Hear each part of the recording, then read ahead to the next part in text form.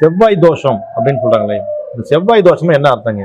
செவ்வாயின வீரியக்காரகன், ஒரு வேகக்காரகன் அப்படின்னு எடுத்துக்கலாம். ம். செவ்வாயின் காரகத்தை படி ம். செவ்வாயின ஒரு சீருடை பணி உள்ளவர், ம்.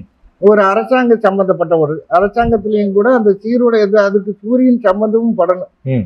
அது அது அதே போல அந்த செவ்வாய் இருக்கிற இடத்தை பொறுத்து பலனை கொடுக்கும். ம். இப்போ உதாரணத்துக்கு லக்னத்துல செவ்வாய் இருந்தா அவங்க கொஞ்சம் பிடிவாதம் கோபம் உள்ளவங்க எடுத்துக்கலாம். அது 2ஆம் இடத்துல இருந்தா கொஞ்சம் கடுமையான வார்த்தைகள் பேசக்கூடியவங்க அப்படின்னு எடுத்துக்கலாம். ம். ம். அதே 4ஆம் இடத்துல செவ்வாய் இருந்தா செவ்வாய் தோஷம்னு சொல்லுவாங்க. ஆனா என்னை பொறுத்தவரைக்கும் 4ல செவ்வாய் இருந்தா அவங்களுக்கு வீடு வண்டி வாகனம் எல்லாம் இருக்குது அப்படின்னு அர்த்தம். ம்.